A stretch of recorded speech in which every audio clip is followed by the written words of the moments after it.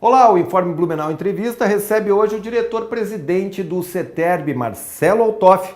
O tema é o transporte coletivo de Blumenau e a relação da BluMob com o poder público. Tudo bem, Marcelo? Seja bem-vindo. Tudo ótimo, obrigado pelo convite. Nem sempre a gente consegue ter espaço para falar.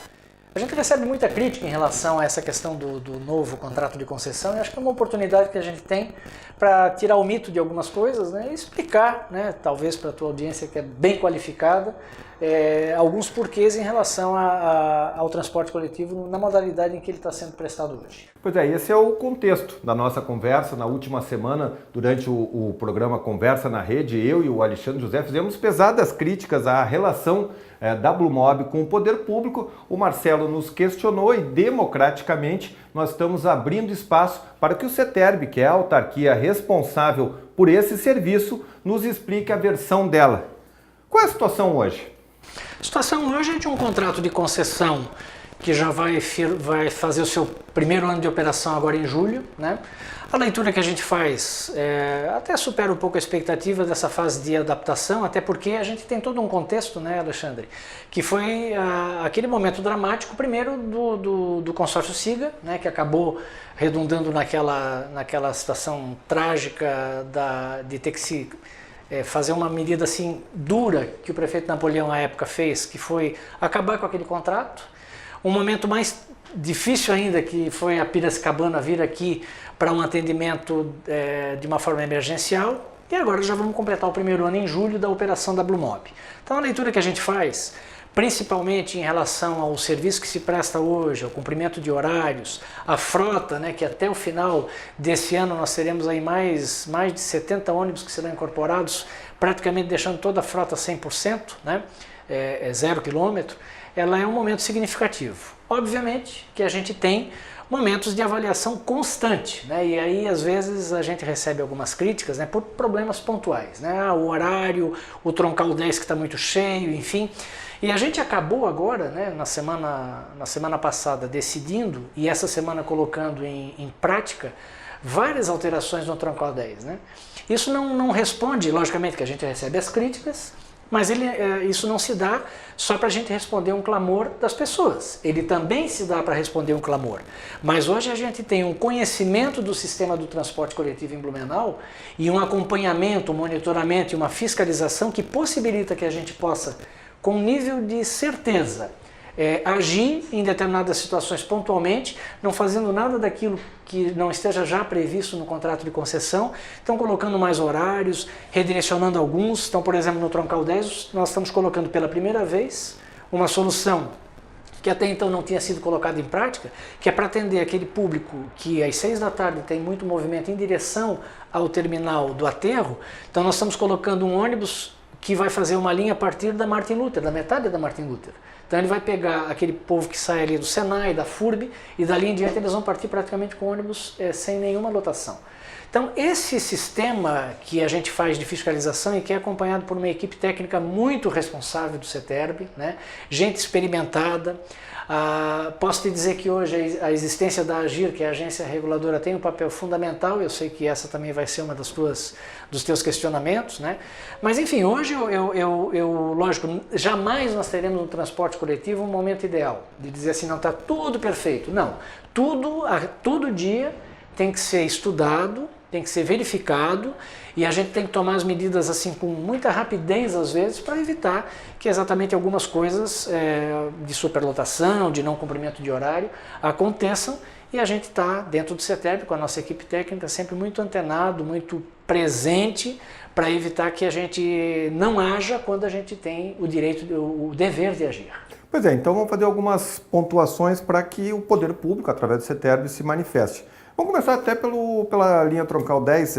Depois que a gente conversou na sexta-feira passada, no sábado eu encontrei um conhecido meu, que é motorista de ônibus, não é ligado ao sindicato, mas eu conheci nesse processo, e aí casualmente, trocamos algumas ideias. E ele me falou com relação àquela discussão entre os ônibus articulados e os ônibus maiores, inclusive ele disse, né, a diferença, estamos falando de 8 passageiros, de um para o outro, mas não compromete por causa da sanfona, que às vezes diminui os passageiros, mas ele me comentou que tinha menos ônibus na linha troncal. Ele até me disse, antes eram 20 veículos, hoje tem 16 veículos na linha troncal. É isso mesmo? Então vamos lá. Essa questão tu me dá a oportunidade de falar dos ônibus articulados, né? Os ônibus articulados, qual foi a razão pela qual eles ficaram de fora da exigência do contrato? É meramente um retrato daquilo que a gente já vinha vivenciando já no tempo do consórcio SIG em relação à utilização desses ônibus. Como tu mesmo anotasse nessa fala desse motorista que tu estás relatando aqui, o número de passageiros internos dentro do ônibus ele não difere muito, até porque esses ônibus grandes de 15 metros, eles carregam um número muito parecido de usuários que o 112 a 120, pelo que vai passando. O que acontece? O custo operacional de um ônibus articulado ele é realmente muito alto. Aumenta o quê? O consumo de combustível, a manutenção, e ele tinha um outro efeito que a gente também não leva em conta, porque se as pessoas que utilizam puxarem pela memória, esses ônibus articulados eles eram utilizados numa faixa de horário da manhã, numa faixa de horário do meio-dia e numa faixa de horário da tarde. Eles não eram usados naquele entre horários de pico, né, principalmente na metade da manhã, na metade da tarde e no período da noite, exatamente por conta do custo operacional deles que é muito alto. Então esse questionamento veio na formatação do contrato de concessão, do edital que a gente foi lançar, né, e se achou por bem colocar ônibus maiores, com maior número de fluxo de veículos para que eles pudessem atender essa população. Essa informação de que existem menos horários, né, na verdade, que menos ônibus, né, ela não procede. Né? O que acontece? Nós temos que ter ônibus circulando de acordo com a demanda. Então, por exemplo, qual foi a providência que nós tomamos ainda na semana passada? A gente tinha um ônibus que saía do terminal Garcia Fonte e se dirigia ao aterro, e que de lá ele fazia o transbordo dos passageiros e voltava no sentido inverso. O que acontecia? Às vezes, por um problema de fluxo de trânsito naquele sentido, o ônibus acabava chegando lá com alguns minutos de atraso e também com alguns minutos de atraso saía de lá. Qual foi a providência que nós, em conjunto com a concessionária, tomamos? Os ônibus que saem nesses horários de pico lá do aterro, não são mais aqueles que saem do Garcia e Fonte em direção ao aterro. Eles são ônibus que saem de lá para cumprir exatamente o horário. Então, nessa pequena mudança, a gente fez com que o respeito dos horários de saída do terminal aterro ou mesmo do terminal Garcia Fonte em direção ao aterro fossem respeitados, melhor respeitados. Mas isso é um quebra-cabeça diário, né? Hoje, por exemplo, né, a gente está gravando hoje aqui numa segunda-feira, que é o dia em que a gente está tendo a paralisação dos caminhoneiros lá na região da Itopava Central, que era uma coisa inesperada, a gente não esperava que eles fossem fazer um movimento na área urbana da cidade, e que tem ônibus atrasados por mais de 1 hora na região da Itopava Central para acessar o terminal. Mas é uma questão pontual, né? Pontual. Mas só para te dizer que esse é um caso especificamente dramático para hoje.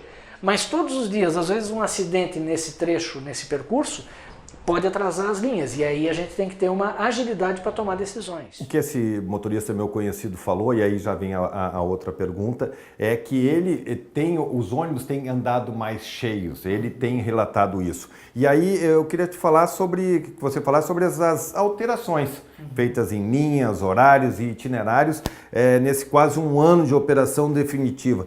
A população, os usuários foram ouvidos?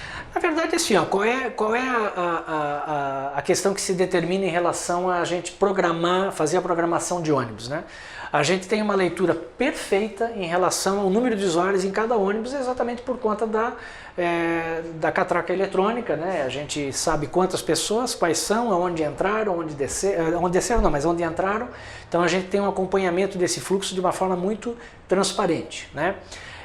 Evidentemente que a gente tem momentos do mês em que a gente tem mais movimento, por conta do início do mês, de pagamento e tudo mais, e se flexibiliza esse controle exatamente através desse mapa. Quando é que nós vamos começar a ter um pouco mais de agilidade nas nossas decisões? A partir agora do segundo semestre, a operadora, né, a concessionária, ela por obrigação contratual, ela vai ter que nos dar em tempo real, num monitor que vai estar lá dentro da nossa central de operação no CETERB, um mapa onde nós vamos saber exatamente cada ônibus aonde está e em cada horário. E cada vez que um ônibus não estiver no seu horário, nós vamos receber um alerta e vamos poder agir com muito mais rapidez. Então, a tecnologia que já está embarcada nos ônibus e que vai nos dar essa condição de a gente poder monitorar com tempo real, certamente vai impactar exatamente para que a gente evite situações em que o ônibus está mais cheio ou que o ônibus não está conseguindo fazer o seu fluxo dentro do horário determinado. Mas eu insisto, a questão das mudanças, linhas, horários, itinerários, ela foi pensada olhando a população ou olhando a Blue Mob? Olhando o usuário e olhando a operação. E eu te digo por quê. Vamos lá. Se a gente pegar, por exemplo, 4 linhas que estavam sobrepostas e que a gente fez pequenas alterações, aí eu vou dar um exemplo mais claro que foi da Rua Coripós, né? Na Rua Coripós a gente fez uma alteração porque alguns ônibus subiam a Coripós até o ponto final e retornavam para o seu trajeto de volta. E outros entravam pelo Lúcio Esteves e também iam até um ponto final e voltavam. O que nós resolvemos fazer? A gente uniu essas duas linhas e hoje um ônibus entra pela Coripós e sai pelo Lúcio Esteves e vice-versa também. Por que foi feita essa ação?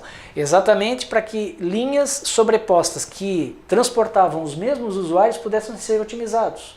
Porque é uma conta muito fácil, né? O que nós precisamos ter em mente sempre?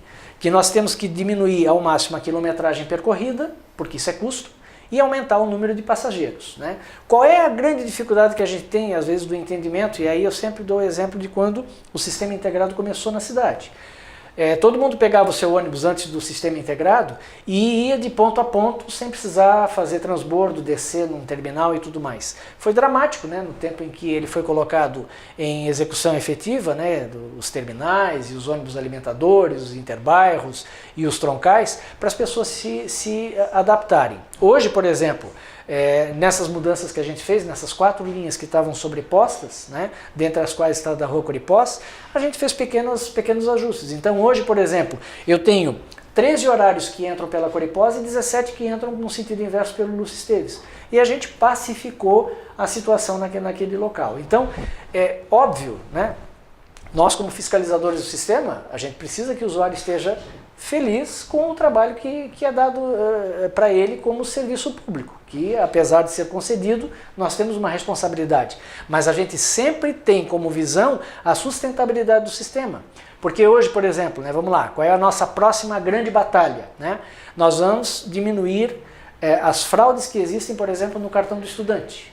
E como é que se faz isso? Através do leitor biométrico que cada ônibus já tem. Então, com isso, o estudante que paga 50% da tarifa, se não for ele que estiver passando, se for um pai, uma mãe, uma avó, um irmão, e ficar comprovado de que ele está usando indevidamente, aquele cartão será bloqueado. Porque se ele paga 50%, alguém paga o restante da tarifa para que o sistema fique sustentável, né? Então, são essas sintonias finas que a gente vai construindo com a ajuda da tecnologia e vai fazendo com que o sistema fique cada vez mais atrativo, como é o caso dos corredores de ônibus que aumentam seguramente a velocidade dos ônibus na malha. A Blue Mob ainda está utilizando o espaço da antiga oficina da Prefeitura de Blumenau. No contrato eles já não deveriam estar no imóvel próprio? Eles têm a obrigação de estar no imóvel próprio, mas eles poderão usar até o final do contrato, até os 20 anos, até terminar os 20 anos, eles podem continuar utilizando a garagem que foi dado para eles em comodato. Isso está no contrato, estava no edital. O que eles precisam se eles têm uma garagem de, eu não me recordo ao certo, mas de 20 mil metros quadrados, e a área daquela garagem que eles utilizam em comodato da prefeitura é 8 mil, permite a eles que eles comprem um outro imóvel de 12 mil metros quadrados, porque na soma daria os 20 mil metros quadrados. Provavelmente essa solução não ficará assim, até por uma questão econômica da própria operação, né? O terreno onde a garagem ficará, quanto menos quilometragem ociosa os ônibus fizerem em direção aos terminais para começar o seu trabalho diário, tanto melhor, porque quilometragem vazia é custo operacional. Mas eu não entendi, a Blue Mob paga por esse espaço? Não, no edital já constava que qualquer empresa que participasse, ela poderia utilizar durante os 20 anos de concessão aquele imóvel da prefeitura que é cedido em comodato, portanto comodato é empréstimo gratuito, né? Tá. Para viabilizar naquele momento e, se ela entender, ela pode continuar utilizando até o final do contrato. Estava no contrato que a Blue Mob devia pintar os ônibus antigos no começo da operação, eles não foram pintados. Deixando claro que aqui não há uma crítica, eu acho que não devia ser pintado mesmo, mas está no contrato, né? Houve uma proposta, rapidamente aceita pela prefeitura, que prevê a colocação da sinalização nos terminais. Quase um ano depois, não tem sinalização ainda. Não é um prato. E essa economia que a Blue Mob ganhou nesse período aí? Na verdade, toda essa sinalização ela começa a ser instalada a partir do próximo mês, começando pelo Terminal da Velha, né? Já existe uma agenda de colocação de todas essas sinalizações, é uma mudança bastante significativa, até porque agora cada terminal terá uma cor e em cada terminal, com destino ao outro, essa cor será respeitada, né? Ele vai ser mais ou menos como um sistema parecido com o que a gente tem no metrô em São Paulo, em que as linhas têm cores diversas.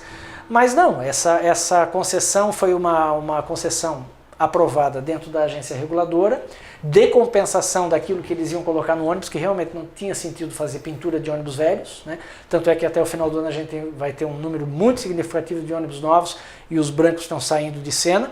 E eu acho que é o contrário, eu acho que foi dada uma destinação a esse recurso em benefício do usuário através dessa sinalização que começa a ser instalada agora. O fato novo desse processo de operação, em definitivo, é a regulação por parte da AGIR. Isso não existia antes.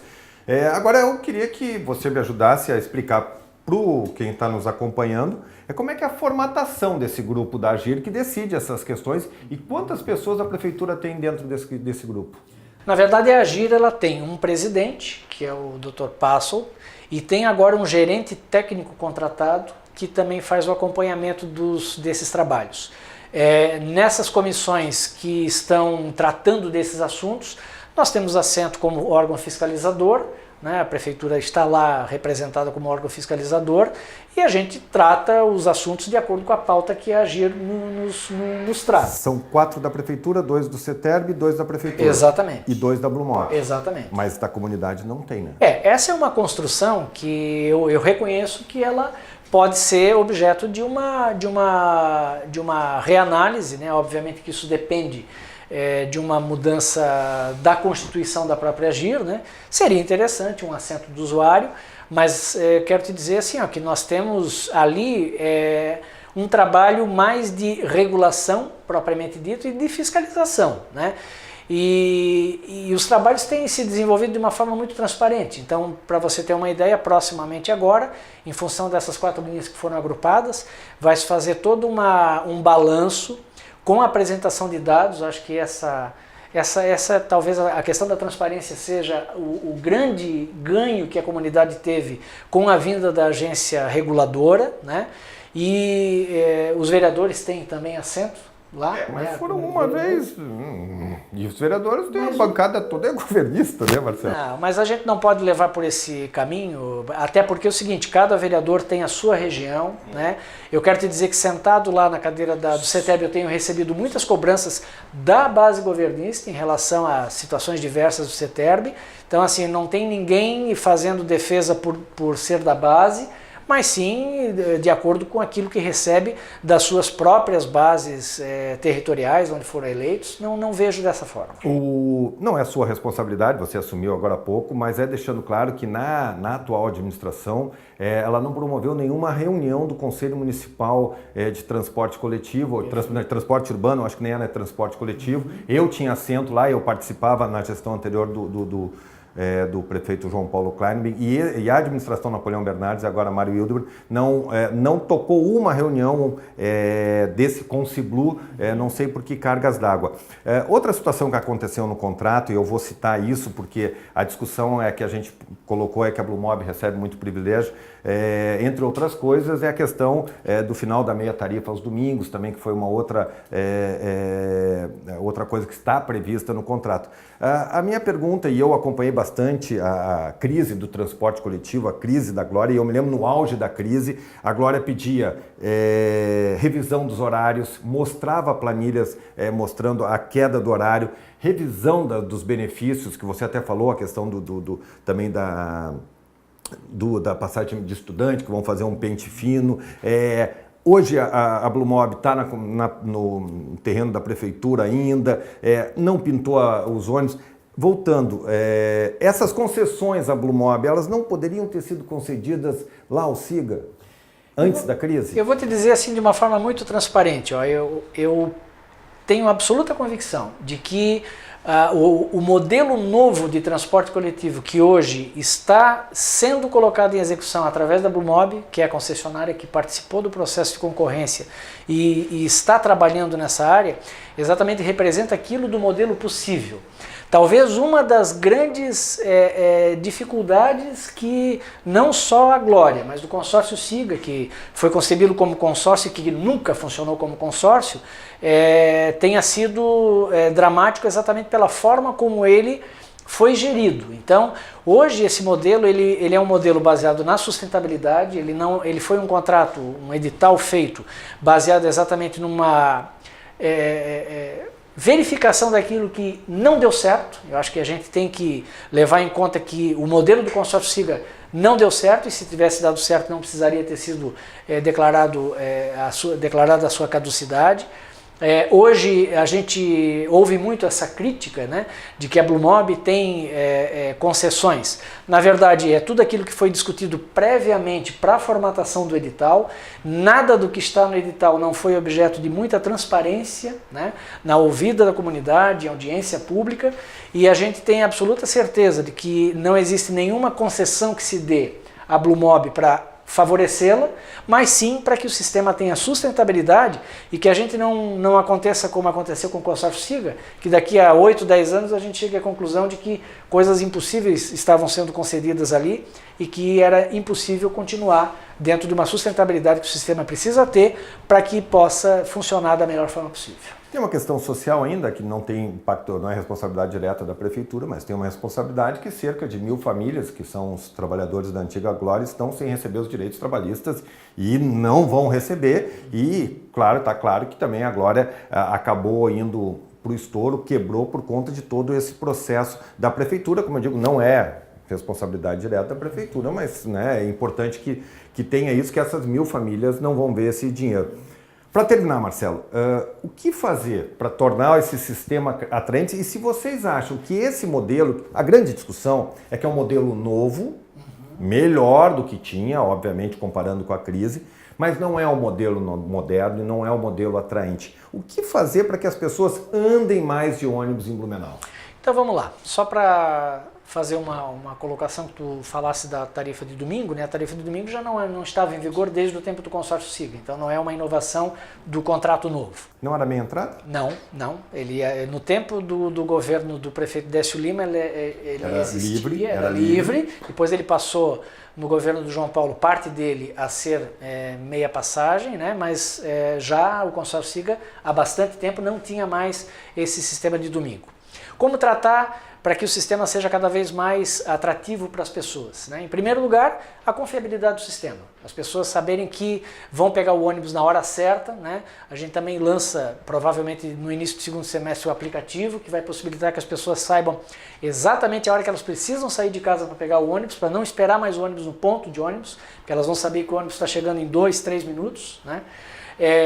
Investindo nos corredores de ônibus, né, que aumentam a velocidade dos ônibus de uma forma muito importante para que as pessoas possam fazer a utilização do transporte.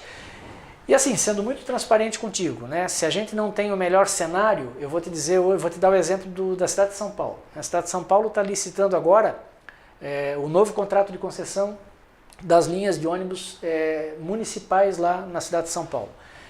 Em São Paulo, aquele trabalho que nós estamos fazendo aqui com 4 linhas que estavam sobrepostas, eles estão trabalhando em 240 linhas que eles estão extinguindo, exatamente porque precisa haver uma conta que faça com que o sistema se mostre viável.